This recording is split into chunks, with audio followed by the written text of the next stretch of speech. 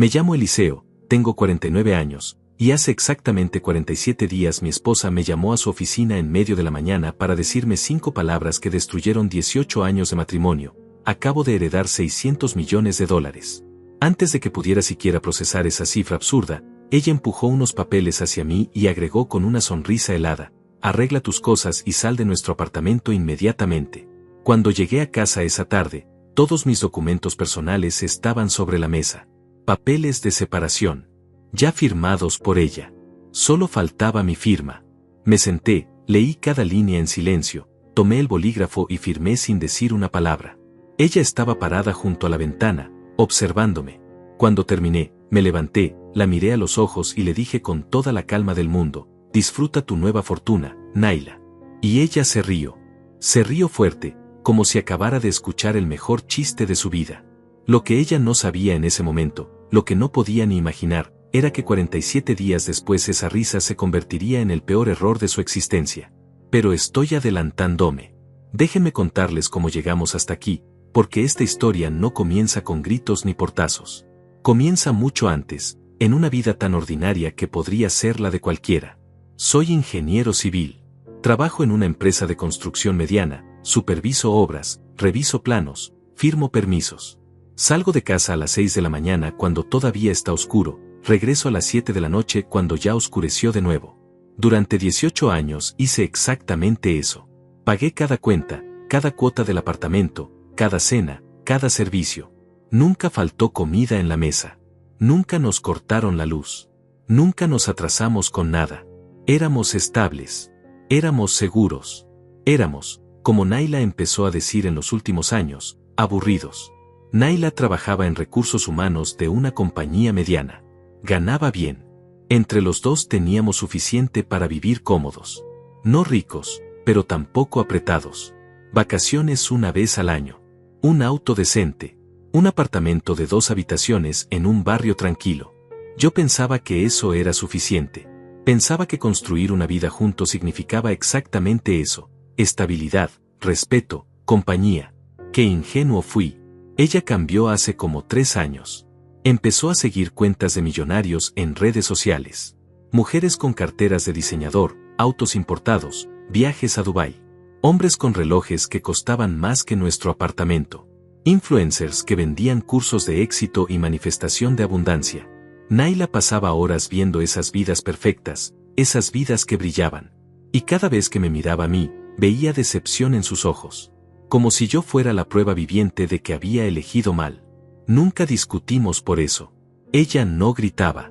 No peleaba. Simplemente se fue alejando. Respondía con monosílabos. Comía mirando su teléfono. Dormía dándome la espalda. Yo intenté hablar varias veces. Le preguntaba si estaba bien, si necesitaba algo, si había algo que pudiera hacer diferente. Ella siempre decía lo mismo: estoy bien, Eliseo. Solo cansada del trabajo. Y yo le creía. O quería creerle. Hubo una persona en nuestras vidas que Nayla despreciaba abiertamente: su tía Melissa. Una mujer de 78 años que vivía sola en una casa vieja en las afueras de la ciudad. Melissa nunca se casó, nunca tuvo hijos. Era de esas personas que la familia menciona de pasada, casi con vergüenza. Excéntrica, decían. Rara. Amargada. Nayla hablaba de ella con desdén. Decía que era una vieja loca que perdió su vida acumulando porquerías en esa casa enorme y descuidada. Que nunca hizo nada productivo. Que era un desperdicio de existencia. Yo conocí a Melissa en una reunión familiar hace 15 años. Me pareció una mujer inteligente, irónica, con una mirada afilada que veía más de lo que la gente creía. Después de esa reunión, no sé por qué, empecé a visitarla. Al principio fue casualidad. Pasaba cerca de su casa volviendo de una obra y me detuve a saludar. Ella preparó té, conversamos sobre libros, sobre arquitectura antigua, sobre la ciudad que ambos habíamos visto cambiar. Me invitó a volver. Y volví. Todos los domingos durante 15 años. Nayla nunca supo de esas visitas. No porque las escondiera, sino porque nunca preguntó. Los domingos por la mañana yo salía. Ella asumía que iba al gimnasio o a caminar. Nunca mostró interés. Melissa y yo nos volvimos amigos de verdad.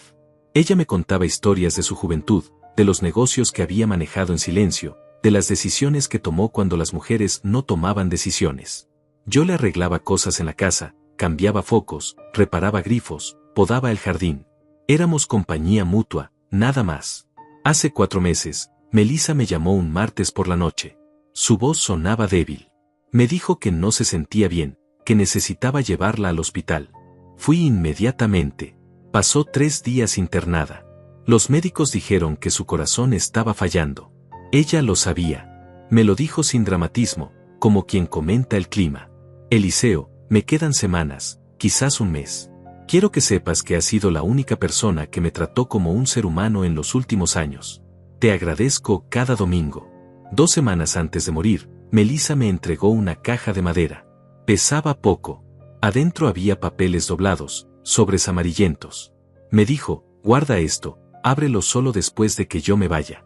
No preguntes ahora, solo confía en mí. Yo asentí, guardé la caja en mi auto, la llevé a mi oficina y la puse en un armario. No le di mucha importancia. Pensé que serían fotos viejas, cartas sentimentales, recuerdos de otra época. Melissa murió un jueves de madrugada. Yo estaba con ella. Naila no fue al hospital ni una sola vez. El funeral fue el sábado. Asistieron 12 personas. Naila vino conmigo, pero se quedó atrás, revisando su teléfono. No derramó una lágrima. Cuando salimos, comentó, al menos ya terminó el show de la vieja. Esas fueron sus palabras exactas. Y entonces llegó ese martes. El martes que dividió mi vida en un antes y un después. Eran las 11 de la mañana, yo estaba en la obra revisando cálculos estructurales cuando mi teléfono sonó. Era Naila. Su voz sonaba extraña, aguda, eléctrica. Eliseo, ven a mi oficina ahora mismo.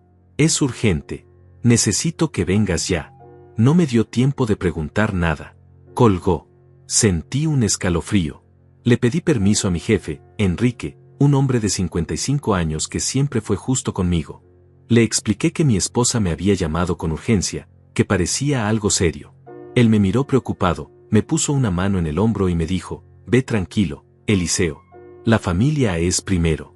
Ojalá no sea nada grave. Le agradecí y salí corriendo hacia mi auto. Durante los 25 minutos de camino, mi mente imaginó 1000 escenarios. Un accidente, una enfermedad, problemas legales, algo con su madre, algo conmigo. Conduje más rápido de lo normal, con el estómago revuelto. Llegué al edificio donde trabajaba Naila, un lugar corporativo de vidrio y acero. Subí en el ascensor hasta el 4º piso, saludé a la recepcionista que me conocía de vista porque a veces pasaba a recoger a Naila.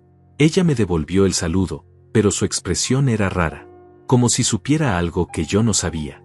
Como si sintiera lástima por mí. Toqué la puerta de la oficina de Naila. Escuché su voz desde adentro. Adelante. Entré. Ella estaba sentada detrás de su escritorio, pero no parecía la misma mujer con la que había desayunado esa mañana. Llevaba un traje gris que solo usaba para reuniones importantes. Tenía el cabello perfectamente peinado. Maquillaje impecable. Y esa sonrisa enorme, brillante, pero completamente vacía de calidez. Era la sonrisa de alguien que acaba de ganar algo muy grande. Me hizo una seña para que cerrara la puerta. La cerré. Me quedé parado frente a su escritorio como un empleado esperando instrucciones. Siéntate, Eliseo. Dijo mi nombre como si fuera un extraño. Me senté en la silla frente a ella. Sobre el escritorio había una pila de documentos. Papeles oficiales con sellos, carpetas manila, bolígrafos alineados. Todo demasiado preparado. Demasiado organizado. Ella cruzó las manos sobre el escritorio y me miró directo a los ojos. Recibí una llamada esta mañana del abogado de mi tía Melissa. Su voz sonaba diferente. Aguda. Emocionada. Casi infantil. Yo asentí, esperando malas noticias sobre el testamento, tal vez deudas, problemas legales. Pero lo que dijo a continuación me dejó paralizado. Resulta que mi tía no era la vieja loca que todos pensábamos. Resulta que tenía propiedades, inversiones, acciones en empresas que nadie sabía que existían. Hizo una pausa dramática, saboreando el momento. El abogado me informó que heredé todo. $600 millones, Eliseo. 600 millones. Repetí la cifra en mi mente. $600 millones. Era una cantidad obscena, imposible de imaginar. Más dinero del que podríamos gastar en 10 vidas. Sentí una mezcla de shock y felicidad. Felicidad por Naila, por nosotros, por el futuro que podríamos construir. Le sonreí. Le dije, Naila, eso es increíble. No puedo creerlo. Nuestra vida acaba de cambiar por completo. Podemos hacer todo lo que siempre soñamos. Viajar, ayudar a nuestras familias, asegurar nuestro futuro, incluso ayudar a otros. Es un milagro. Ella levantó una mano.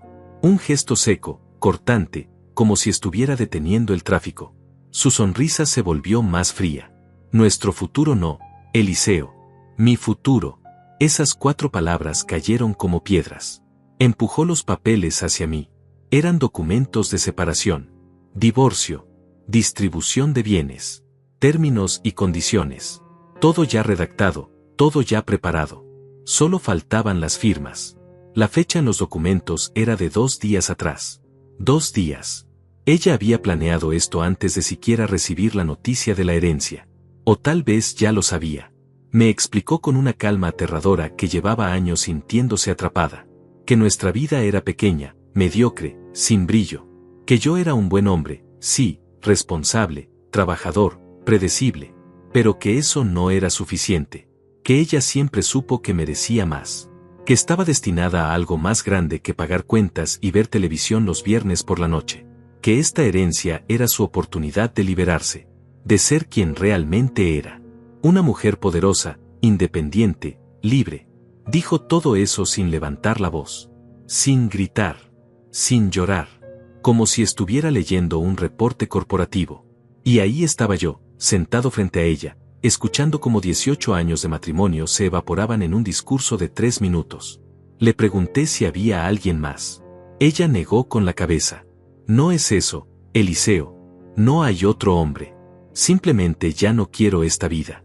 Ya no te quiero a ti. Eres un buen hombre, pero eres un hombre pequeño. Y yo ya no quiero ser pequeña. Tomé los papeles. Los leí despacio. División de bienes. Ella se quedaba con todo excepto mis cosas personales y mi auto. El apartamento estaba a su nombre desde el principio. Fue un regalo de sus padres cuando nos casamos. Yo solo había pagado los gastos durante todos estos años. No pedía pensión, no pedía nada. Solo quería que me fuera. Que desapareciera de su nueva vida luminosa. Había una cláusula que decía que debía desocupar el apartamento en un plazo de 24 horas. Miré a Naila. Ella me observaba con esa sonrisa. Esperando, tal vez, que suplicara. Que llorara. Que montara una escena. Pero algo dentro de mí se apagó en ese momento. O tal vez se encendió. No lo sé. Tomé el bolígrafo que ella había colocado estratégicamente junto a los papeles. Firmé cada página. Despacio. Sin temblar. Cuando terminé, puse el bolígrafo sobre el escritorio, me levanté y la miré a los ojos. Disfruta tu nueva fortuna, Naila. Espero que te haga muy feliz. Y entonces ella se rió. No fue una risa pequeña, incómoda. Fue una carcajada fuerte, liberada, llena de alivio y triunfo. Como si acabara de escuchar el chiste más gracioso del mundo. Gracias por hacerlo fácil, Eliseo. Siempre fuiste predecible. Eso es exactamente lo que esperaba de ti.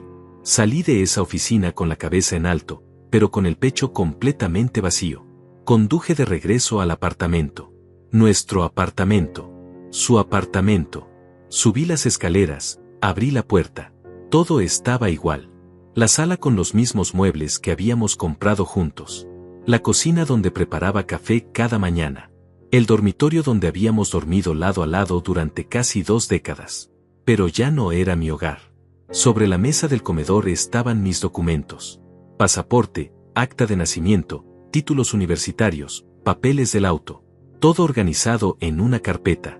Ella lo había preparado todo mientras yo estaba en el trabajo. Eficiente hasta el final. Fui al dormitorio, saqué 2 maletas del armario y empecé a empacar. Ropa, zapatos, objetos personales. No llevé nada que fuera de los 2. Ni fotos, ni recuerdos, nada. Solo lo mío. Tardé 2 horas. Cuando terminé, cargué las maletas hasta mi auto. Di una última vuelta por el apartamento.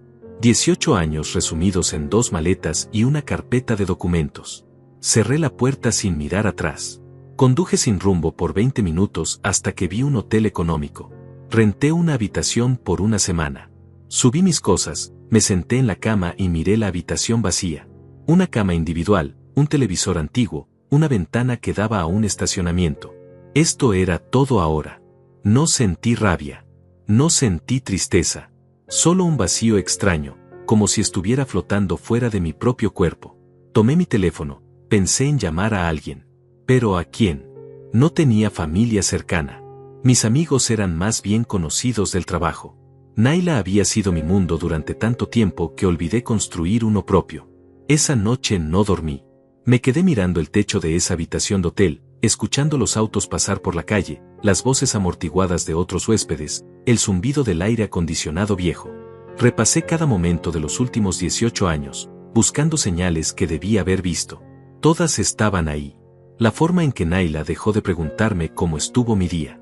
La forma en que dejó de tocarme, incluso casualmente. La forma en que sus ojos se iluminaban con las vidas de extraños en internet, pero se apagaban cuando me miraba a mí. Todas las señales estaban ahí, y yo elegí no verlas porque era más fácil creer que éramos felices.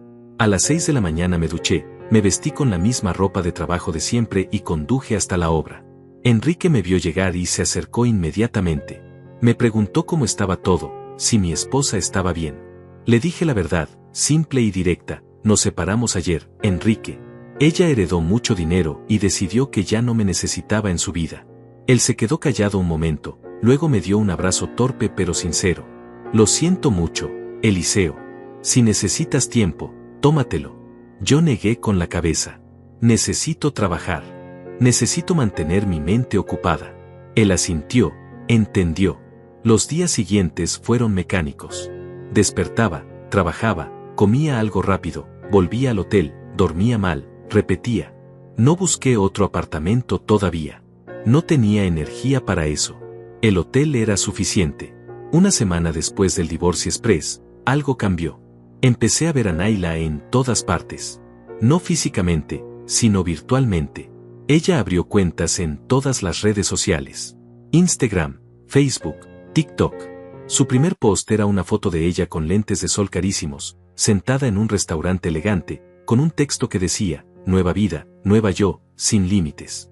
Los comentarios se explotaron. Amigos que no sabía que tenía la felicitaban. Desconocidos le escribían preguntando su secreto. Ella respondía con emojis de dinero y copas de champán. 3 días después, publicó una foto junto a un auto deportivo rojo brillante. La descripción decía: cuando el universo te recompensa por liberarte de lo que te detenía. El auto costaba fácilmente $200,000. Los likes pasaron de 1000 en pocas horas. La gente la adoraba. La envidiaban. Querían ser ella. Naila se convirtió en una pequeña celebridad local de la noche a la mañana. Influencers reales empezaron a seguirla. Marcas le escribían para colaboraciones. Ella subía historias cada hora. Desayunos en hoteles 5 estrellas. Compras en tiendas donde una cartera costaba más que mi salario mensual. Tratamientos de spa. Clases de yoga privadas. Una vida perfecta, filtrada, brillante. Una semana después de eso, Naila renunció a su trabajo. Lo anunció en un video donde estaba sentada en la terraza de algún lugar lujoso, con la ciudad de fondo. Dijo que había pasado demasiados años siendo esclava de un horario, de un jefe, de una vida que no le pertenecía. Que ahora era libre. Que todos merecíamos perseguir nuestros sueños. El video se volvió viral en nuestra ciudad. 30,000 reproducciones. 500 comentarios. La mayoría eran palabras de apoyo, de admiración. Algunos comentarios preguntaban por mí. ¿Dónde estaba su esposo? ¿Qué había pasado con su matrimonio? Ella nunca respondió esas preguntas. Simplemente me borró de su narrativa como si nunca hubiera existido. Yo no la seguía en redes sociales, pero la gente me enviaba capturas. Compañeros de trabajo, conocidos, hasta el hijo de la señora que limpiaba las oficinas. Todos querían saber si era verdad. Si realmente ella había heredado 600 millones. Si realmente me había dejado. Yo respondía lo mismo siempre: sí, es verdad. Les deseo lo mejor. La gente no sabía qué decir después de eso. Algunos intentaban consolarme. Otros me miraban como si fuera un tonto por haber firmado esos papeles tan rápido. Pero ¿qué más podía hacer? Ella no me quería. No iba a rogarle a alguien que me quedara por lástima o conveniencia. Un mes después de la separación, Nayla organizó una fiesta. Lo publicó todo en tiempo real. Un evento en un salón privado de un hotel de lujo. Meseros con bandejas de champán. Comida de chef. DJ en vivo. Invitó a 200 personas. Muchos ni siquiera la conocían antes. Solo querían estar cerca de la mujer con 600 millones. En uno de los videos, ella estaba en el centro de la pista, rodeada de gente, bailando con una copa en la mano, gritando, «Esto es libertad, esto es vivir de verdad». La cámara la seguía como si fuera una estrella de cine. En medio de esa fiesta, alguien le preguntó por su exesposo. El video capturó el momento. Nayla se rió, tomó un trago largo de su copa y dijo, «Mi ex era un buen hombre, pero era pequeño. Tenía sueños pequeños, ambiciones pequeñas, vida pequeña. Yo necesitaba más. Y ahora lo tengo. A veces hay que soltar el lastre para volar». La gente aplaudió. Brindaron por ella. Por su valentía. Por su honestidad brutal. Ese video llegó a mis manos también. Lo vi 3 veces. Cada vez sentía menos.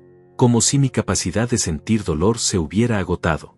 Mientras Nayla construía su imperio de apariencias, yo busqué un apartamento pequeño. Un lugar sencillo, un solo dormitorio, en un barrio tranquilo. Renté el primer lugar que vi. No me importaba cómo se veía. Solo necesitaba un techo. Compré muebles básicos. Una cama, una mesa, 2 sillas, un sillón usado. Instalé mi ropa en el armario. Colgué una sola foto en la pared, una imagen del paisaje de montaña que tomé en unas vacaciones hace 10 años. Eso era todo. Mi nueva vida cabía en 40 metros cuadrados. Seguí trabajando. Seguí cumpliendo. Enrique me asignó más responsabilidades, creo que para mantenerme ocupado. Yo aceptaba todo. Llegaba temprano, me iba tarde. Los fines de semana trabajaba en proyectos personales, hacía cálculos, revisaba planos. Cualquier cosa para no pensar. Para no recordar que hace un mes tenía una esposa y una vida que creía sólida. Los domingos eran los peores. Los domingos antes visitaba a Melissa. Ahora no tenía a dónde ir. Fue en uno de esos domingos vacíos cuando me acordé de la caja. La caja de madera que Melissa me había dado semanas antes de morir. La había guardado en mi oficina y con todo el caos del divorcio, la había olvidado por completo. El lunes siguiente fui directo al armario donde la había dejado. Ahí estaba, cubierta de polvo. La saqué, la limpié con la manga de mi camisa. Era una caja simple, de madera oscura, con un cierre antiguo de metal. Pesaba poco. La llevé a mi nuevo apartamento esa noche. La puse sobre la mesa y me quedé mirándola durante 10 minutos. Parte de mí no quería abrirla. Era lo último que me conectaba con Melissa, y abrirla significaba cerrar ese capítulo también. Pero ella me había dicho que lo hiciera después de su muerte. Ya habían pasado casi 2 meses. Respiré hondo y abrí el cierre. Dentro había papeles doblados con cuidado. Los saqué uno por uno. El primero era una carta escrita a mano con la letra temblorosa de Melissa. Decía, Eliseo, si estás leyendo esto es porque ya no estoy. Quiero que sepas que los domingos que pasaste conmigo fueron los días más felices de mis últimos años. Me trataste con dignidad cuando mi propia familia me olvidó. Por eso tomé una decisión que tal vez no entiendas ahora, pero entenderás pronto. Confía en mí una última vez. Debajo de la carta había documentos legales. Los extendí sobre la mesa. Eran copias de un testamento. El testamento de Melissa. Fechado 3 meses antes de su muerte. Lo leí despacio, sin entender del todo al principio. Luego lo releí. Y una tercera vez. Mi corazón empezó a latir más rápido.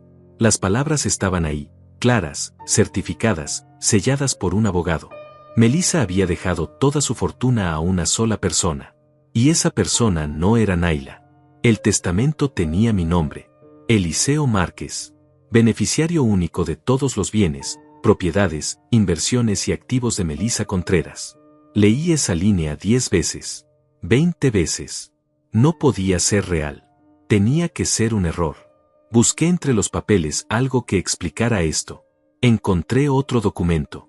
Una carta notariada del abogado Camilo Herrera, con fecha de 2 meses atrás.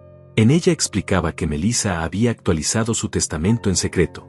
que había dado instrucciones específicas de no revelar esta información hasta 30 días después de su muerte, que el testamento anterior, el que dejaba todo a Naila, había sido revocado oficialmente. Había más papeles, estados de cuenta bancarios, títulos de propiedades, certificados de acciones, todo a nombre de Melissa, y todo transferido legalmente a mi nombre según el Nuevo Testamento. Los números eran absurdos. Propiedades valuadas en $120 millones. Inversiones en fondos que generaban millones al año. Acciones de empresas tecnológicas que se habían multiplicado en valor. Cuentas bancarias con saldos que nunca imaginé ver escritos. El total estimado era $640 millones. No 600. 640. Me senté en el piso de mi apartamento vacío con todos esos papeles alrededor. Mi mente no procesaba lo que estaba viendo. Melissa me había dejado todo. A mí. Al hombre que solo la visitaba los domingos, que le arreglaba grifos y podaba su jardín, que tomaba té con ella y escuchaba sus historias. Mientras tanto, Naila, su sobrina de sangre, la mujer que nunca la visitó, que la llamaba vieja loca, que la despreciaba abiertamente, había recibido nada. O peor que nada. Busqué más entre los papeles y encontré otro sobre. Dentro había copias de documentos que Melissa había dejado en manos del abogado Camilo con instrucciones de entregarlos a Naila. Eran papeles de deudas antiguas. Préstamos que Melissa había hecho a nombre de la familia décadas atrás. Documentos que parecían valiosos pero que en realidad eran solo registros históricos sin ningún valor monetario real. Comprendí entonces lo que había pasado. El abogado le había entregado esos papeles a Naila, haciéndole creer que eran la herencia. Que esos documentos representaban propiedades, inversiones, la fortuna completa. Naila, en su ansiedad y avaricia, no los había revisado con cuidado. Solo vio papeles legales, sellos oficiales, números grandes, y asumió que era rica. El abogado nunca le mintió directamente. Solo le entregó lo que Melissa dejó para ella y permitió que Naila sacara sus propias conclusiones. Era una trampa perfecta. Una trampa legal, cruel y absolutamente brillante. Melissa sabía exactamente lo que estaba haciendo. Sabía que Naila correría a celebrar, a gastar, a presumir. Sabía que destruiría su vida en el proceso. Y sabía que yo, eventualmente, abriría esta caja y descubriría la verdad. En la última página de la carta que Melissa me dejó, decía, no busques venganza, Eliseo. La venganza ya está en marcha. Solo observa. Y cuando todo termine, usa este dinero para hacer algo bueno. Sé el hombre que siempre fuiste. El hombre que me visitaba sin esperar nada a cambio. Guardé todos los papeles de vuelta en la caja. La escondí en el fondo de mi armario. No le dije nada a nadie. Ni a Enrique, ni a conocidos, ni siquiera llamé al abogado Camilo todavía. Solo esperé. Porque si algo había aprendido en estos años es que la paciencia siempre revela la verdad. Y la verdad estaba a punto de destruir a Naila de maneras que ella no podía imaginar. Los siguientes días seguí mi rutina como si nada hubiera cambiado. Trabajo, apartamento, dormir, repetir. Pero ahora observaba. Observaba cada movimiento de Naila en redes sociales. Cada compra que hacía. Cada lujo que se permitía. 3 días después de que yo abriera la caja, ella publicó fotos de un viaje a Miami. Hotel en la playa, restaurantes exclusivos, compras en tiendas de diseñador. Subía videos caminando por las calles con bolsas de marcas carísimas. En una historia escribió, cuando puedes tener todo, ¿por qué conformarse con poco? El universo premia a los valientes. Una semana después, anunció que había comprado un apartamento nuevo. Un penthouse en la zona más exclusiva de la ciudad. Dijo que el apartamento viejo, el que habíamos compartido, era demasiado pequeño para su nueva vida. Demasiado lleno de recuerdos mediocres. Subió un video del recorrido por su nuevo lugar. Ventanas de piso a techo, terraza enorme, acabados de lujo. Dijo que había pagado $3 millones en efectivo. Los comentarios se explotaron. La gente la felicitaba, la envidiaba, le preguntaba cómo se sentía vivir el sueño. Lo que nadie sabía, lo que Naila tampoco sabía, es que no había pagado nada en efectivo. Revisé registros públicos desde una computadora de la biblioteca. El apartamento estaba a su nombre, sí, pero con una hipoteca enorme. Ella había usado los papeles falsos que el abogado le dio como garantía para conseguir créditos. Los bancos, viendo documentos oficiales con el nombre de Melissa y cifras grandes, le habían aprobado préstamos millonarios. Naila estaba viviendo una fantasía construida sobre deuda. Y no tenía idea. El auto deportivo rojo que presumió tampoco era suyo. Lo había conseguido con una tarjeta de crédito Platinum que le dieron basándose en su supuesta herencia. Una tarjeta con límite de $200,000 que ya había gastado por completo. Las joyas, la ropa, los viajes, todo era con dinero prestado. Dinero que los bancos esperaban que pagara con los 600 millones que creían que tenía. 600 millones que nunca existieron. Pasaron 3 semanas. Naila seguía subiendo contenido diario. Se había vuelto una influencer real. 50,000 seguidores. Marcas le pagaban por promocionar productos. Pero lo que ganaba con eso no era ni el 1% de lo que gastaba. Organizó otra fiesta, más grande que la anterior. Rentó un yate para 100 personas. Contrató un fotógrafo profesional. Publicó cada momento. En un video, alguien le preguntó si no extrañaba a su exesposo. Ella respondió con una sonrisa: ¿extrañar qué? Exactamente. Extrañar la mediocridad. Extrañar vivir en una caja pequeña con sueños pequeños. No, gracias. Yo estoy donde siempre debí estar. Mientras ella construía su castillo de mentiras, yo finalmente llamé al abogado Camilo. Nos reunimos en su oficina un jueves por la tarde. Era un hombre de 60 años, con lentes gruesos y una expresión seria pero amable. Me confirmó todo. El testamento era real, válido, inquebrantable. Melissa lo había planeado con meses de anticipación. Había dejado instrucciones específicas de esperar 30 días después de su muerte para contactarme. Quería que Naila tuviera tiempo de mostrarse tal como era. De revelarse completamente. Camilo me explicó que Naila había ido a su oficina 2 días después del funeral exigiendo su herencia. Él le entregó los papeles que Melissa dejó para ella. Documentos que parecían valiosos pero que un abogado competente habría identificado como inútiles en minutos. Pero Naila estaba tan desesperada por creer que era rica que no contrató a nadie para revisarlos. Solo los llevó al banco, consiguió créditos, y empezó a gastar. Camilo me miró con algo parecido a lástima. Melissa sabía exactamente lo que su sobrina haría. Lo predijo todo. Le pregunté cuánto tiempo teníamos antes de que Naila descubriera la verdad. Él revisó unos papeles y me dijo: los bancos empezarán a pedir pagos en aproximadamente 2 semanas. Cuando ella no pueda pagar, investigarán. Descubrirán que los documentos no respaldan nada real. Entonces vendrá el colapso. Será rápido y será público. Le pregunté si había algo que pudiera hacer para detenerlo. Para protegerla de alguna forma. Camilo negó con la cabeza. No hay nada que hacer, Eliseo. Ella firmó contratos, adquirió deudas, todo legalmente. Las consecuencias son suyas. Salí de esa oficina con un peso enorme en el pecho. Parte de mí, una parte pequeña pero persistente, todavía sentía algo por Naila. No amor, eso se había muerto. Pero sí una especie de pena. 18 años no se borran en 2 meses. La conocí cuando era diferente, cuando todavía tenía sueños reales, cuando sonreía de verdad. Esa mujer ya no existía, pero su fantasma me perseguía. 2 semanas pasaron exactamente como el abogado Camilo había predicho. Yo seguía trabajando, viviendo en mi apartamento pequeño, manteniendo mi rutina simple. Pero cada noche revisaba las redes sociales de Naila, observando cómo su castillo de cristal se preparaba para romperse. Ella seguía subiendo contenido sin parar. Desayunos en lugares lujosos, sesiones de fotos profesionales, eventos exclusivos. Había contratado un asistente personal, una chica joven que la seguía con una cámara documentando cada momento de su vida perfecta. Naila se había convertido en su propio reality show. En uno de sus últimos videos antes de que todo colapsara, ella estaba en un spa de lujo, recibiendo un tratamiento facial que costaba $2,000. Hablaba directo a la cámara con una toalla envuelta en la cabeza y pepino sobre los ojos. Decía: la gente me pregunta si no siento culpa por dejar a mi ex esposo. Y la respuesta es no, cero culpa. Porque la vida es muy corta para vivir en una jaula por lealtad. Yo me debo a mí misma primero. Siempre. Los comentarios aplaudían su honestidad brutal. La llamaban inspiración. Ícono. Reina. Ella se alimentaba de esa validación como si fuera oxígeno. El lunes de la 3ª semana, todo empezó a desmoronarse.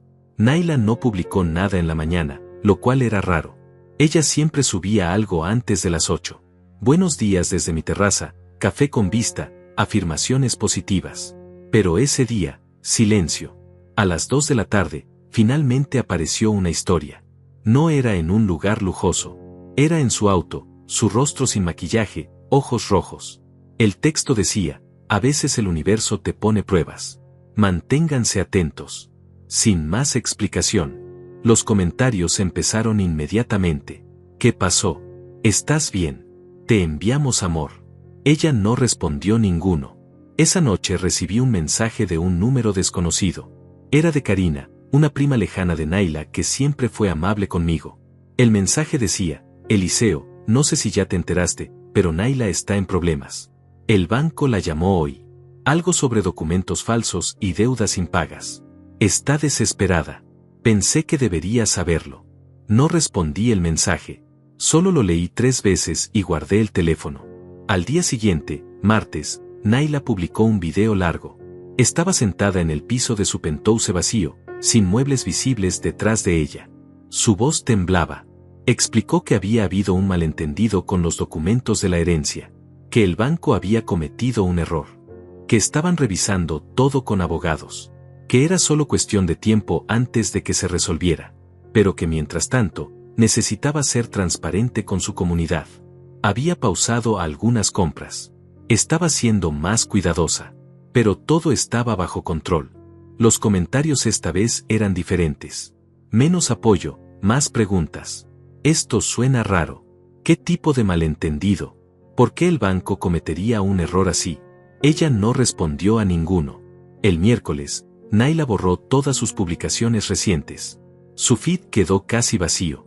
Solo quedaron 3 fotos viejas de antes de la supuesta herencia. Fotos normales, sin lujos. Su número de seguidores empezó a bajar. 1000, 2000, 5000 en un día. La gente huele el fracaso a kilómetros de distancia. Nadie quiere seguir a alguien que está cayendo. Esa misma tarde, el abogado Camilo me llamó. Me dijo que Naila había ido a su oficina exigiendo explicaciones, gritando que él la había engañado, que los documentos que le dio no servían para nada. Camilo le explicó con calma que él solo entregó lo que Melissa dejó para ella, que nunca dijo que esos papeles valieran 600 millones, que ella asumió eso por su cuenta. Naila, según Camilo, se desmoronó en su oficina. Lloró durante 20 minutos. Le suplicó que la ayudara, que hablara con los bancos, que hiciera algo. Camilo le dijo la verdad: no hay nada que hacer. Los contratos que firmaste son vinculantes. Las deudas que adquiriste son reales. Y la herencia que creíste tener nunca existió. Entonces Naila preguntó lo inevitable. Preguntó quién había heredado realmente la fortuna de Melissa. Camilo, siguiendo las instrucciones de confidencialidad del testamento, se negó a revelar esa información. Le dijo que eso no era asunto suyo, que ella necesitaba enfocarse en resolver sus problemas legales inmediatos. El jueves, Naila intentó vender el auto deportivo. Lo publicó en línea por $150,000, tratando de recuperar algo de dinero rápido. Pero el auto estaba a nombre del banco hasta que terminara de pagar la tarjeta de crédito. No podía venderlo legalmente. Lo mismo pasó con las joyas caras que había comprado. Todo estaba financiado. Nada era realmente suyo. Intentó devolver la ropa de diseñador a las tiendas, pero la mayoría ya la había usado en fotos y videos. Las tiendas se negaron a aceptar devoluciones. El viernes llegó la peor noticia. El banco inició un proceso legal contra ella por fraude. Alegaban que había presentado documentos falsos para obtener créditos millonarios. Naila intentó explicar que fue un error, que ella creyó que los documentos eran reales, que no tuvo intención de engañar a nadie. Pero el banco no le creyó. Para ellos, era una estafadora. Alguien que había vivido 2 meses de lujos con dinero prestado bajo pretensiones falsas. La noticia llegó a los medios locales. Sitios de noticias publicaron artículos. Influencer local enfrenta cargos por fraude bancario. Mujer que presumía herencia millonaria en redes sociales resulta estar en bancarrota. Los comentarios en esos artículos eran brutales. La gente que la había admirado ahora la destrozaba. La llamaban mentirosa, farsante, patética. Compartían capturas de sus viejas publicaciones presumiendo riqueza. Se burlaban de sus frases sobre el universo y la abundancia. Alguien encontró el video donde hablaba de mí, donde me llamaba pequeño, donde decía que yo era un lastre. Lo compartieron miles de veces con comentarios como, ¿y ahora quién es el pequeño? ¿Quién terminó siendo el lastre? Karma instantáneo. Yo leí esos comentarios desde la distancia. No sentí satisfacción, solo una tristeza profunda. El sábado, Nayla subió su último video público. Estaba en su auto, sin maquillaje, con el cabello sin peinar, llorando.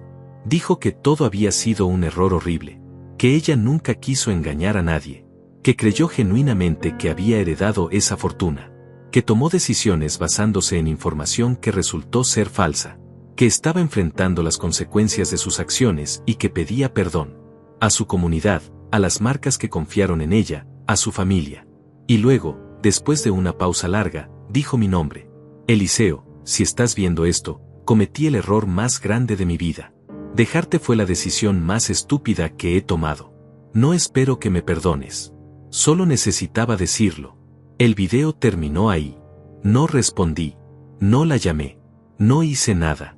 Porque hacer algo significaba entrar en su caos, y yo ya no pertenecía ahí. El domingo, Nayla cerró todas sus cuentas de redes sociales. Desapareció del internet por completo. Su asistente personal publicó un mensaje en su propia cuenta diciendo que ya no trabajaba para Nayla y que les deseaba lo mejor en su proceso de recuperación. Los 50.000 seguidores que Nayla tenía se evaporaron en silencio. Su momento de fama había durado exactamente 2 meses. Subió como un cohete y cayó igual de rápido. Esa misma tarde recibí otra llamada del abogado Camilo. Me dijo que necesitábamos reunirnos urgentemente, que había nuevos desarrollos. Fui a su oficina el lunes temprano. Cuando entré, vi papeles esparcidos sobre su escritorio. Camilo parecía cansado. Me explicó que Nayla había contratado a un abogado defensor, un tipo agresivo que estaba buscando formas de salvarla del cargo de fraude. Ese abogado había investigado el testamento de Melissa. Había descubierto que existía un nuevo beneficiario. Y ahora estaban solicitando formalmente conocer mi identidad. Querían argumentar que yo había manipulado a Melissa para cambiar el testamento, que le había lavado el cerebro a una anciana vulnerable. Le pregunté a Camilo si tenían alguna posibilidad de probar eso. Él negó firmemente con la cabeza. Melissa actuó por voluntad propia. Tengo documentos médicos que prueban que estaba en pleno uso de sus facultades mentales cuando actualizó el testamento. Tengo testimonios, grabaciones de video donde ella explica sus razones. Es inquebrantable. Pero esto significa que tu nombre saldrá a la luz pronto. Nayla sabrá que tú heredaste todo. Y cuando lo sepa, no tengo idea de cómo reaccionará. Le dije a Camilo que estaba preparado para lo que viniera, que no tenía nada que ocultar, que había visitado a Melissa por 15 años sin esperar absolutamente nada a cambio, que ella tomó su decisión sola, basándose en quien realmente estuvo presente en su vida. Camilo asintió, pero me advirtió que las cosas podían ponerse feas. Que Nayla estaba desesperada, y la gente desesperada hace cosas impredecibles. Me recomendó mantener un perfil bajo, no hablar con periodistas si me contactaban, y sobre todo, no buscar ningún contacto con Nayla. Le prometí que seguiría sus consejos. Salí de esa oficina sabiendo que el secreto no duraría mucho más. Y tenía razón.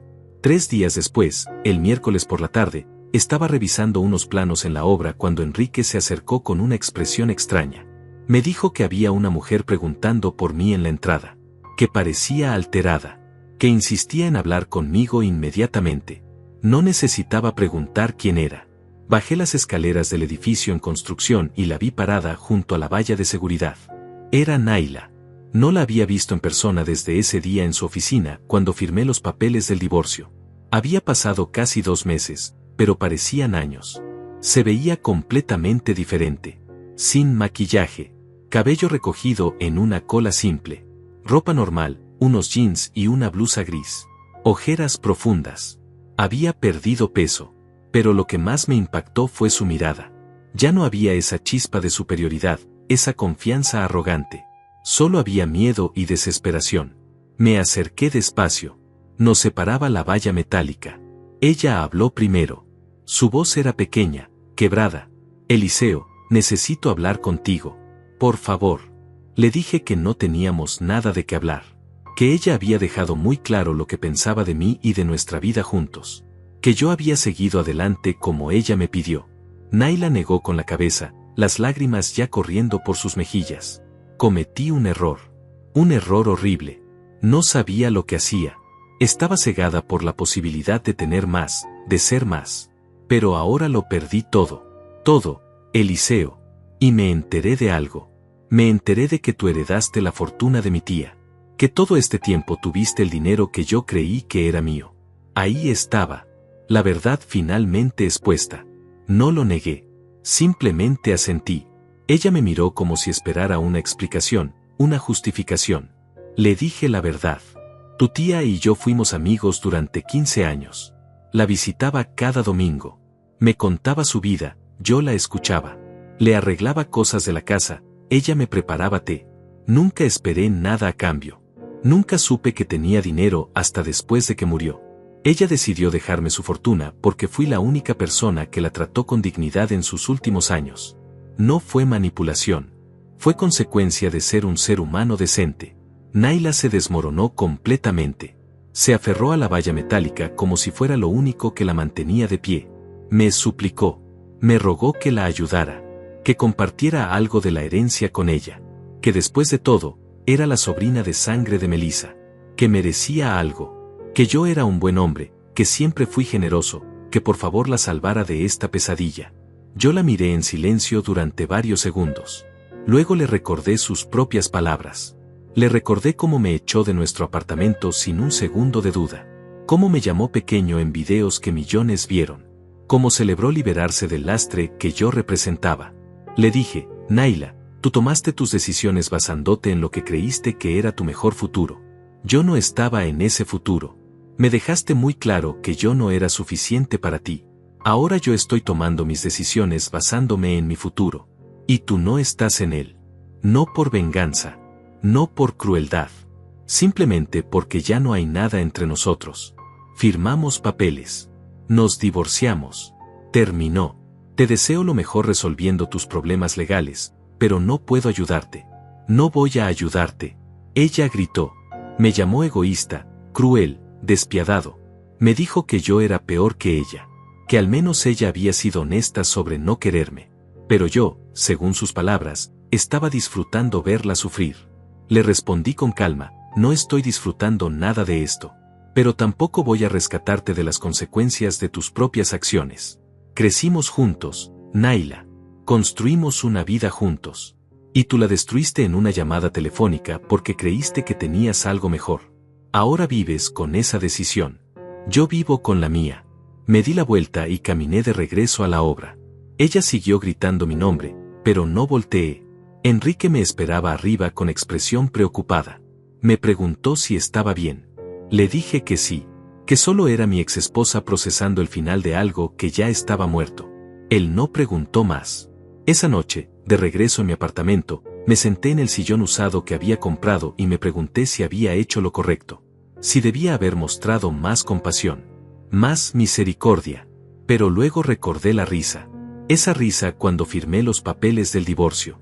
Esa risa que decía, eres tan predecible, tan fácil de descartar. Y supe que había tomado la decisión correcta. Los días siguientes fueron un torbellino mediático local. Alguien filtró la información de que yo era el verdadero heredero. Los sitios de noticias publicaron artículos actualizados. El exesposo que ella abandonó resultó heredar los 600 millones. Mujer deja a su esposo creyendo que heredó fortuna, pero el dinero era de él todo el tiempo. Los comentarios se explotaron. Miles de personas opinando sobre una situación que no conocían realmente. Algunos me llamaban vengativo. Otros decían que era justicia poética perfecta. Algunos criticaban a Naila. Otros me criticaban a mí por no ayudarla en su momento de necesidad. Periodistas intentaron contactarme. Dejaban mensajes en mi trabajo, en mi teléfono. Todos querían una entrevista. Todos querían mi versión de la historia. Seguí el consejo de Camilo y no respondí a ninguno. Borré los mensajes sin leerlos completos. Me enfoqué en mi trabajo, en mi rutina, en mantener la cordura en medio del circo. Enrique, en un acto de lealtad increíble, les dijo a todos los reporteros que se presentaron en la obra que yo no estaba disponible y que no lo estaría. Una semana después de ese encuentro en la obra, recibí un mensaje de Karina, la prima de Naila. Me decía que Naila había tenido que mudarse del penthouse, que el banco lo había embargado. que estaba viviendo temporalmente con su madre en un apartamento pequeño en las afueras de la ciudad, que su madre estaba furiosa con ella por las deudas y la vergüenza pública, que Naila pasaba los días en su cuarto, sin salir, sin hablar con nadie. Karina me preguntaba si de verdad no había nada que yo pudiera hacer, si no podía encontrar en mi corazón algo de compasión por alguien con quien compartí casi 2 décadas. Le respondí a Karina con honestidad. Le dije, la compasión no significa rescatar a alguien de las consecuencias de sus acciones. Naila es adulta. Tomó decisiones. Esas decisiones tuvieron resultados. Yo no creé esta situación. Ella sí. Si quiero ayudarla, estaría enviando el mensaje de que está bien tratar a las personas como desechables cuando crees que tienes algo mejor. No voy a enviar ese mensaje. Karina no respondió después de eso. El proceso legal de Naila avanzaba lentamente. Su abogado defensor intentó todos los ángulos posibles. Argumentó que ella fue víctima de un engaño elaborado, que Melissa había manipulado documentos para confundirla, que yo había influenciado a la anciana. Pero Camilo tenía todas las pruebas necesarias. Videos de Melissa explicando sus razones con lucidez completa. Documentos médicos certificando su salud mental. Testimonios de otros abogados que atestiguaron la creación del testamento. Cada argumento de la defensa fue desmantelado metódicamente. Finalmente, 2 meses después del colapso inicial, Naila aceptó un acuerdo. Se declaró culpable de negligencia financiera y mal uso de documentos. No fue fraude intencional, decidió el juez, pero sí irresponsabilidad criminal. Fue sentenciada a 2 años de libertad condicional, 500 horas de servicio comunitario, y la obligación de pagar todas sus deudas. Las deudas sumaban más de $300,000. Sin trabajo, sin ahorros, sin nada, esas deudas la perseguirían durante años. Décadas tal vez. La noticia de la sentencia salió en todos los medios locales. Los comentarios, como siempre, fueron salvajes. Algunos celebraban. Otros sentían pena. Yo solo sentí vacío. No había ganadores en esta historia. Naila había perdido todo por avaricia y ego. Yo había ganado una fortuna pero perdido 18 años con alguien que nunca me valoró realmente. Melissa había muerto sola excepto por mis visitas dominicales. No había victoria aquí. Solo lecciones dolorosas y cicatrices permanentes. Después de la sentencia, decidí que era momento de hacer algo con la herencia. Llevaba casi 3 meses viviendo como si no existiera. Seguía en mi apartamento pequeño, trabajando en la misma obra, conduciendo el mismo auto viejo. La única diferencia era la caja de madera escondida en mi armario con documentos que certificaban que era multimillonario. Era una realidad tan absurda que a veces me despertaba pensando que todo había sido un sueño extraño. Pero no lo era. Era real. Y necesitaba decidir qué hacer con ello. Volví a reunirme con Camilo en su oficina. Esta vez hablamos durante horas. Le pregunté sobre las opciones que tenía. Él me explicó que podía vivir sin trabajar el resto de mi vida, que los intereses de las inversiones generaban más dinero del que podría gastar, que podía comprar casas, autos, viajar por el mundo, tener cualquier lujo que quisiera. Pero mientras él hablaba, yo pensaba en Melissa. En cómo ella vivió modestamente a pesar de tener toda esa fortuna. En cómo nunca presumió, nunca ostentó, nunca dejó que el dinero la definiera. Y pensaba en Naila, en cómo la promesa de dinero la transformó en alguien irreconocible. Le dije a Camilo que quería crear una fundación dedicada al cuidado de personas mayores. Quería construir centros donde los ancianos pudieran vivir con dignidad, recibir atención médica, tener actividades, sentirse valorados. Lugares donde no fueran olvidados por sus familias. Donde no murieran solos en casas vacías. Quería que el nombre de la fundación fuera en honor a Melissa. Quería que su fortuna, acumulada en silencio durante décadas, sirviera para cuidar a personas como ella. Camilo sonrió por primera vez desde que lo conocí. Me dijo que eso era exactamente lo que Melissa hubiera querido. Pasamos las siguientes semanas trabajando en los documentos legales. Creamos la Fundación Melissa Contreras con una dotación inicial de $200 millones. El resto del dinero lo dividí en inversiones seguras que generarían ingresos pasivos para sostener la fundación a largo plazo y cubrir mis necesidades básicas. No quería mansiones ni autos de lujo. Solo quería estabilidad y propósito. Camilo me ayudó a contratar un equipo de profesionales. Administradores, trabajadores sociales, médicos, arquitectos. gente que entendiera la visión y pudiera convertirla en realidad. El primer centro lo construimos en las afueras de la ciudad, cerca de donde había vivido Melissa. Compramos un terreno grande y diseñamos un edificio moderno pero acogedor.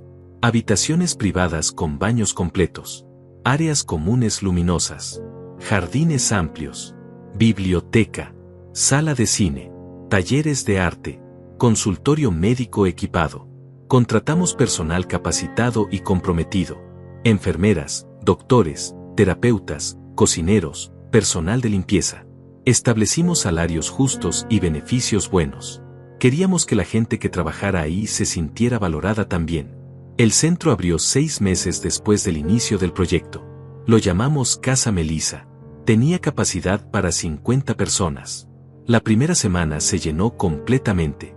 Ancianos que habían estado solos, olvidados, ignorados por sus familias, ahora tenían un lugar donde alguien se preocupaba por ellos. Donde desayunaban juntos, conversaban, reían. Vi a una señora de 80 años llorar de felicidad porque alguien recordó que le gustaba el té de manzanilla. Vi a un hombre de 75 jugar ajedrez por primera vez en 10 años porque finalmente tenía compañía. Yo visitaba Casa Melissa todos los domingos. Igual que visitaba a Melissa. Me sentaba con los residentes, escuchaba sus historias, jugaba cartas, compartía el almuerzo. No iba como el fundador o el benefactor. Iba como Eliseo, un hombre de 49 años que entendía lo que significaba ser invisible, que sabía lo que era ser descartado, olvidado, considerado insuficiente. Los ancianos me aceptaron como uno más. Me contaban sobre sus vidas, sus familias que ya no llamaban, sus sueños que pensaron que habían muerto. Y yo los escuchaba, realmente los escuchaba, como Melissa me había escuchado a mí. Mientras tanto, mi vida personal seguía siendo simple. Seguí trabajando en la empresa de construcción. Enrique me había ofrecido un ascenso después de enterarse de la herencia, pero lo rechacé. Le expliqué que el trabajo me daba estructura, propósito, normalidad. Que no quería perder eso. Él entendió. Me quedé en mi apartamento pequeño. Nunca me mudé a algo más grande. No necesitaba más espacio. Compré un auto nuevo, pero nada ostentoso. Un sedán confiable y eficiente. Nada que llamara la atención. Dejé de revisar las redes sociales buscando información sobre Naila. Era un hábito morboso que necesitaba romper. No sabía dónde estaba, qué estaba haciendo, cómo estaba sobreviviendo. Y decidí que no necesitaba saberlo. Ella había elegido su camino. Yo había elegido el mío. Nuestras vidas ya no se intersectaban. Algunos conocidos me preguntaban si no sentía satisfacción viendo su caída. Si no disfrutaba la ironía cruel de toda la situación. La verdad es que no. No sentía satisfacción. Solo sentía una tristeza profunda por el desperdicio de todo. Por los años perdidos, por la persona que ella había sido antes de que la ambición la consumiera. Un año después de la apertura de Casa Melissa, abrimos un segundo centro en otra ciudad. Luego un tercero. La fundación creció más allá de lo que imaginé. Empezamos a ofrecer no solo residencia sino también programas de día para ancianos que vivían con sus familias. Clases de arte, música, ejercicio adaptado, atención médica gratuita, transporte, comidas nutritivas. Todo diseñado para darles dignidad y alegría en sus últimos años. Los medios empezaron a cubrir la fundación positivamente. Querían entrevistarme, hacer documentales, contar mi historia. Acepté algunas entrevistas, pero siempre con una condición: no hablar de Naila. No hablar del drama pasado. Solo hablar de Melissa, de los ancianos, del trabajo que estábamos haciendo.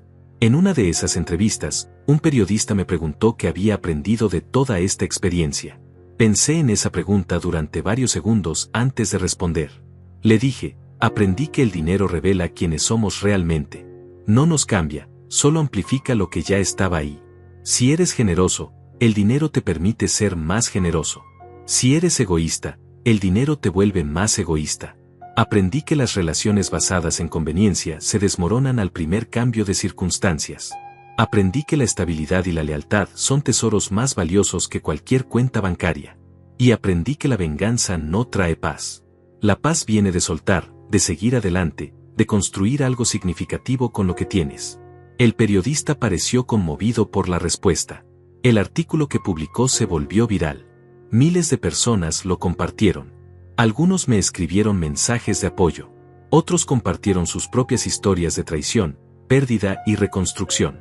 Me di cuenta de que mi historia resonaba con muchos porque todos hemos sido subestimados en algún momento. Todos hemos sido considerados insuficientes por alguien. Y todos necesitamos recordar que nuestro valor no depende de la validación de otros. 2 años después del divorcio, recibí un correo electrónico. Era de una dirección que no reconocí.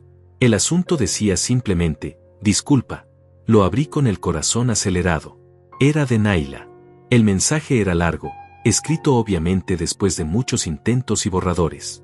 Decía que había pasado 2 años en terapia intensiva, que había trabajado en empleos humildes para pagar sus deudas lentamente, que había perdido contacto con la mayoría de sus amigos y familiares, que vivía en un apartamento diminuto y tomaba 2 autobuses para llegar a su trabajo en un call center, que había tocado fondo de maneras que nunca imaginó posibles. Pero también decía que ese fondo la había obligado a mirarse en el espejo por primera vez en años, a reconocer que había sido cruel, superficial, egoísta, que había valorado cosas equivocadas y descartado lo que realmente importaba, que yo había sido el mejor hombre en su vida y ella lo había destruido todo por una fantasía. No me pedía dinero, no me pedía ayuda, solo decía que necesitaba que supiera que lo sentía, que entendía si nunca podía perdonarla, que no esperaba respuesta, solo necesitaba decirlo. El correo terminaba con, te deseo toda la felicidad del mundo, Eliseo. La mereces más que nadie que conozca. Leí ese correo 5 veces. Luego lo guardé en una carpeta especial y no respondí. No porque fuera cruel o vengativo, sino porque responder significaría reabrir una puerta que necesitaba permanecer cerrada. Su disculpa era para ella, no para mí. Era parte de su proceso de sanación. Yo ya había sanado a mi manera. Ya había encontrado mi paz. Responder solo complicaría eso. Así que dejé el correo ahí, guardado pero sin respuesta, como un capítulo cerrado de un libro que ya terminé de leer. La vida continuó. Los centros de la fundación siguieron creciendo. Mi trabajo en la construcción siguió siendo estable. Mis domingos en Casa Melissa siguieron siendo la parte más gratificante de mi semana. Conocí a algunos de los residentes durante años hasta que fallecieron. Asistí a sus funerales. Lloré su partida. Y luego conocí a nuevos residentes que necesitaban lo mismo que los anteriores, ser vistos, escuchados, valorados. El ciclo continuaba, y yo estaba honrado de ser parte de él. 3 años después del divorcio, mi vida había encontrado un ritmo tranquilo que nunca imaginé posible. Me despertaba cada mañana sin el peso de la amargura. Trabajaba con propósito. Pasaba tiempo con personas que me importaban genuinamente. La fundación había crecido a 7 centros en diferentes ciudades, ayudando a más de 300 ancianos. Cada centro llevaba el nombre de Melissa con alguna variación: Casa Melissa, Residencia Melissa, Jardines Melissa. Quería que su nombre viviera de maneras que ella nunca buscó en vida pero que merecía completamente. Un domingo por la tarde, estaba en Casa Melissa jugando dominó con Don Hugo, un señor de 82 años que había sido profesor de matemáticas y tenía historias infinitas sobre sus estudiantes. Él ganaba todas las partidas porque yo nunca fui bueno con los números de esa manera. Mientras jugábamos, una de las enfermeras se acercó y me dijo que había una visitante preguntando por mí, que insistía en que era importante. Le pedí a Don Hugo que esperara un momento y salí al área de recepción. La mujer que esperaba no era Naila. Era alguien que no había visto en años. Se llamaba Claudia. Había sido compañera de trabajo de Naila en su antigua empresa. La recordaba vagamente de alguna reunión social. Ella se veía nerviosa, retorciendo las manos. Me saludó con timidez y me preguntó si podíamos hablar en privado. Salimos al jardín donde había bancas bajo los árboles. Nos sentamos. Ella respiró hondo antes de hablar. Me dijo que venía en representación de Naila, que Naila no sabía que ella estaba ahí, que esto era algo que Claudia sentía que necesitaba hacer por su propia conciencia. Me explicó que ella y Naila habían recuperado su amistad en el último año, que Naila estaba trabajando arduamente para reconstruir su vida, que había pagado casi la mitad de sus deudas, que asistía a terapia 2 veces por semana, que había dejado completamente las redes sociales, que vivía modestamente y en silencio, que era una persona completamente diferente a la que había sido durante esos 2 meses de locura.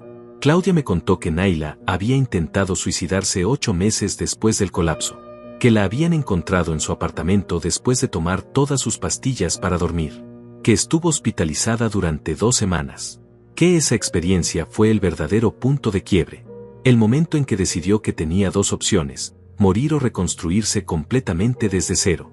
Eligió reconstruirse, y lo estaba haciendo, lenta y dolorosamente, un día a la vez. Escuché todo en silencio. Parte de mí sintió compasión. Otra parte sintió que esa información no cambiaba nada. Claudia continuó. Me dijo que no venía a pedirme dinero ni ayuda material. Venía a preguntarme algo diferente. Me preguntó si alguna vez podría considerar perdonar a Naila. No necesariamente hablar con ella o tener una relación. Solo perdonarla en mi corazón. Porque Claudia creía que Naila nunca podría perdonarse a sí misma completamente hasta saber que yo la había perdonado. Le respondí con honestidad. Le dije, Claudia, aprecio que hayas venido. Aprecio que te preocupes por tu amiga. Pero el perdón no funciona así. No es algo que se otorga porque alguien más lo solicita o porque ha pasado suficiente tiempo. El perdón es un proceso interno que cada persona maneja a su manera. Yo he soltado la rabia. He soltado el resentimiento. He construido una vida que me trae paz. Eso es lo más cercano al perdón que puedo ofrecer. Pero reconciliación, amistad, incluso comunicación, eso no va a pasar. No porque sea cruel, sino porque no es saludable para ninguno de los dos. Le expliqué que Naila necesitaba aprender a perdonarse a sí misma sin mi validación. Que parte de crecer era aceptar que algunas cosas que rompemos no se pueden reparar.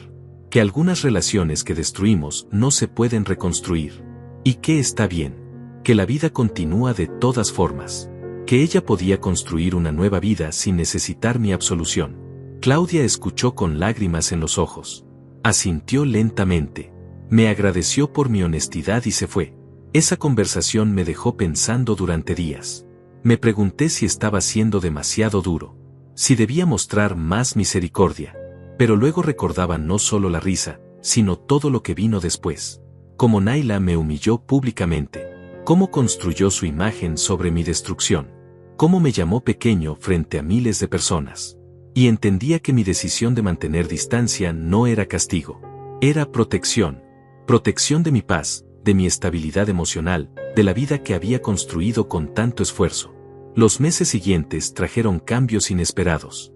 Conocí a una mujer llamada Karina en un evento de la fundación. No era la prima de Naila. Era otra Karina, una doctora geriatra de 45 años que había empezado a trabajar voluntariamente en uno de nuestros centros. Era inteligente, compasiva, dedicada a su trabajo. Conversamos varias veces después de eso. Café ocasional. Almuerzos simples. Nada forzado, nada urgente. Solo 2 personas disfrutando la compañía del otro. Después de 6 meses de esas conversaciones casuales, ella me invitó a cenar. Una cena real, en un restaurante, con la intención clara de que era una cita. Acepté nervioso. Hacía años que no estaba en esa situación. La cena fue agradable. Hablamos sobre trabajo, familia, sueños, decepciones. Ella sabía mi historia, había visto los artículos, pero nunca me juzgó por ellos. Me dijo algo que se quedó conmigo. El pasado te forma pero no te define. Tú decides quién eres hoy. No me enamoré inmediatamente. No fue como en las películas. Fue lento, gradual, construido sobre conversaciones honestas y tiempo compartido. Después de 1 año, ella se mudó a mi apartamento pequeño. Se rió cuando vio lo básico que era. Me preguntó por qué no vivía en algo más grande, más cómodo, considerando mis recursos. Le expliqué que este lugar representaba mi reconstrucción. Que cada mueble usado, cada pared simple, me recordaba que no necesito lujo para ser feliz. Ella entendió. No intentó cambiar nada. Karina y yo construimos algo diferente a lo que tuve con Naila. No había drama, no había juegos de poder, no había competencia. Solo había compañerismo. 2 personas que habían vivido suficiente vida para saber lo que realmente importaba. Ella tenía su propio dinero, su propia carrera exitosa. No necesitaba nada de mí materialmente. Y yo no necesitaba nada de ella excepto su compañía genuina. Era simple. Y la simplicidad, descubrí, era subestimada. Un día, casi 4 años después del divorcio, estaba caminando por el centro comercial con Karina comprando cosas básicas para el apartamento cuando vi a Naila. Estaba trabajando en una tienda de ropa. Usaba el uniforme de la tienda, doblando camisetas, organizando perchas. Se veía mayor, más cansada, pero también más real. Menos maquillaje, menos pretensión, más humana. Nuestros ojos se encontraron por un segundo. Ella me reconoció inmediatamente. Vi pánico en su rostro, luego vergüenza, luego resignación. Karina notó mi tensión. Me preguntó si estaba bien. Le señalé con discreción y le dije, esa es Naila. Karina la observó un momento, luego me apretó la mano. Me preguntó si quería irme. Negué con la cabeza. No voy a huir. Ella tomó sus decisiones. Yo tomé las mías. Ambos vivimos con las consecuencias. No hay razón para huir. Continuamos con nuestras compras normalmente.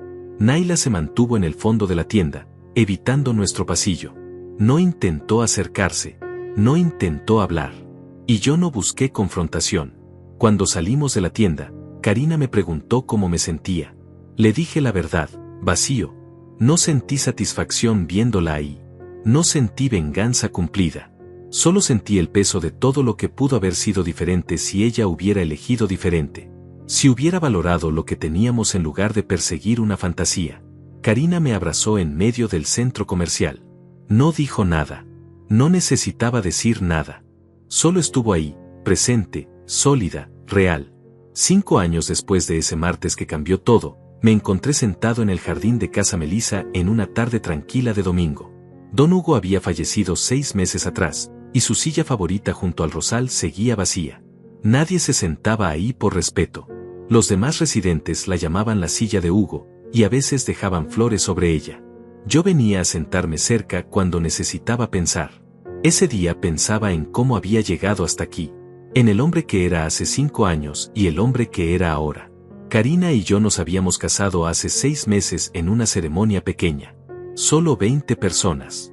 Residentes de casa Melissa, algunos compañeros de trabajo, el abogado Camilo, Enrique mi jefe. Nada ostentoso. Una ceremonia en el mismo jardín donde estaba sentado ahora. Melissa hubiera aprobado eso. Una celebración simple, genuina, sin pretensiones. Karina usó un vestido color marfil que compró en una tienda regular. Yo usé el mismo traje que había usado en mi boda con Naila hace 23 años. Le había hecho algunos arreglos, pero era el mismo. Karina se rió cuando se lo dije. Me dijo que solo yo reciclaría un traje de boda anterior. Pero lo dijo con cariño, no con burla. La fundación había crecido a 12 centros. Más de 600 ancianos bajo nuestro cuidado. Habíamos expandido los programas para incluir hospicio, cuidados paliativos, terapia ocupacional. Habíamos creado empleos para más de 300 personas. Y cada domingo, sin falta, yo seguía visitando. Seguía sentándome con los residentes, escuchando sus historias, jugando cartas, compartiendo comidas. Era mi ritual sagrado. Mi forma de honrar a Melissa. Mi forma de recordar por qué todo esto importaba. Hace 3 meses recibí otro correo de Naila. Era más corto que el anterior. Decía que había terminado de pagar todas sus deudas. Que le había tomado 4 años y medio, pero lo había logrado. Que trabajaba 2 empleos, vivía con lo mínimo, pero había cumplido cada obligación financiera. Que había completado su servicio comunitario. Que su libertad condicional había terminado. Que oficialmente había cerrado ese capítulo de su vida. No pedía nada. Solo compartía la noticia como si necesitara que alguien supiera que lo había logrado. Que había sobrevivido. Esta vez le respondí. No con mucho. Solo con 3 líneas. Me alegra que hayas encontrado tu camino. Te deseo lo mejor en tu futuro. Cuídate, Naila. Fue todo lo que pude ofrecer. No era amistad. No era reconciliación. Era simplemente reconocimiento de humanidad compartida. De 2 personas que alguna vez se amaron y ahora eran extraños que se deseaban bien desde lejos. Ella respondió con un simple, gracias, Eliseo. Eso fue todo. No hubo más correos después de eso. Claudia, la amiga de Naila que me visitó años atrás, me contactó nuevamente hace un mes. Me contó que Naila había vuelto a estudiar. Que estaba tomando clases nocturnas para obtener una certificación en trabajo social. Que quería trabajar ayudando a personas en situaciones difíciles. Que había encontrado propósito en su propio sufrimiento. Claudia me agradeció por responder ese último correo. Me dijo que esas 3 líneas habían significado más para Naila de lo que yo podría imaginar. Que le había dado un cierre que necesitaba desesperadamente. Le pregunté a Claudia por qué me contaba todo esto. ¿Por qué seguía actuando como intermediaria? Ella fue honesta. Me dijo que porque mi historia con Naila la había afectado profundamente.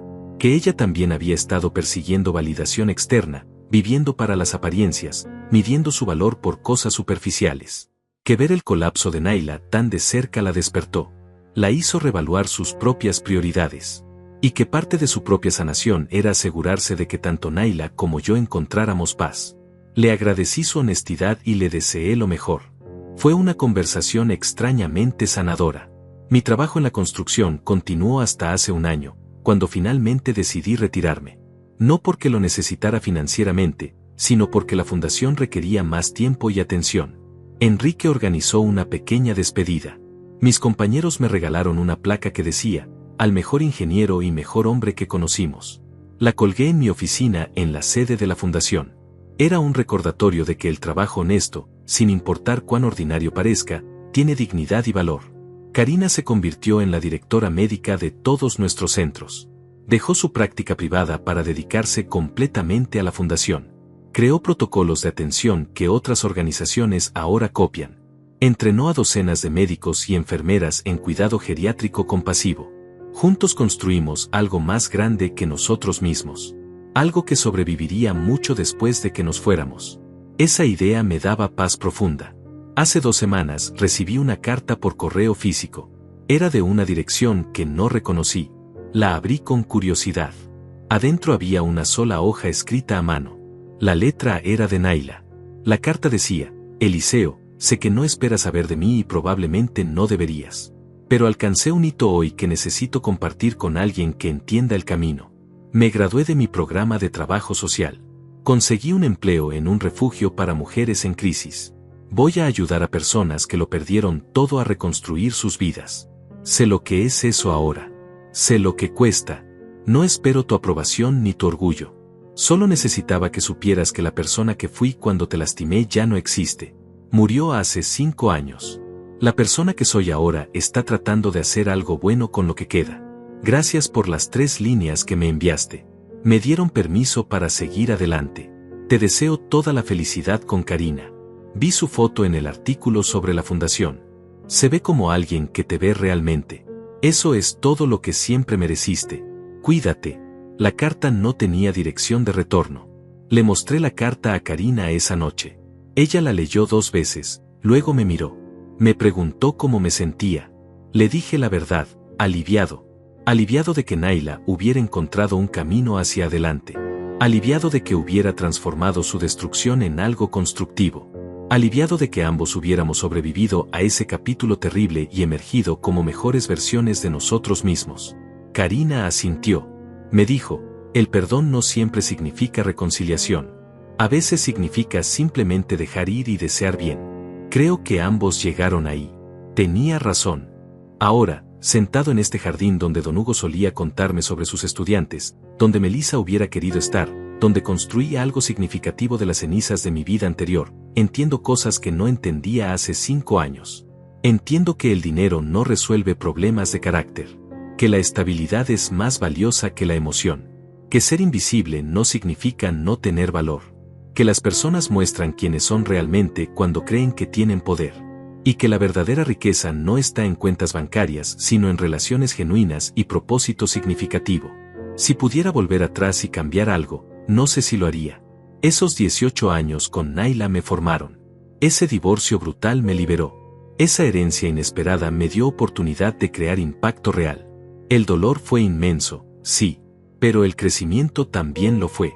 Y ahora, a mis 54 años, casado con una mujer que me valora, dirigiendo una fundación que ayuda a cientos, rodeado de propósito y paz, puedo decir algo que nunca imaginé poder decir: estoy agradecido. Agradecido por el camino completo, incluyendo las partes que dolieron tanto.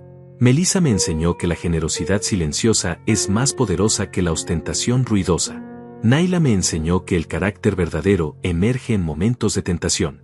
Karina me enseñó que el amor real es tranquilo, estable, sin drama. Y yo aprendí que ser llamado pequeño por alguien que valora cosas equivocadas no es insulto. Es liberación. La vida continúa. Los domingos siguen siendo sagrados. La fundación sigue creciendo. Los ancianos siguen necesitando cuidado y dignidad. Y yo sigo presentándome, día tras día, no porque sea extraordinario sino porque es lo correcto. Resulta que ser ordinario, ser estable, ser confiable, son superpoderes subestimados. Son los superpoderes que construyen vidas reales, relaciones duraderas, legados significativos. Y si Naila está en algún lugar ayudando a otras mujeres a reconstruir sus vidas, entonces tal vez su historia también tuvo propósito. Tal vez su caída fue necesaria para su transformación. No me corresponde juzgar eso. Solo me corresponde seguir mi propio camino con integridad. Y eso es exactamente lo que planeo hacer, un domingo a la vez, una conversación a la vez, una vida a la vez. Al final, la fortuna más grande que heredé no fueron los 640 millones de dólares. Fue la lección de que mi valor nunca dependió de la opinión de alguien más. Siempre estuvo ahí, silencioso pero sólido, esperando que yo lo reconociera. Y ahora que lo hice, nadie puede quitármelo jamás.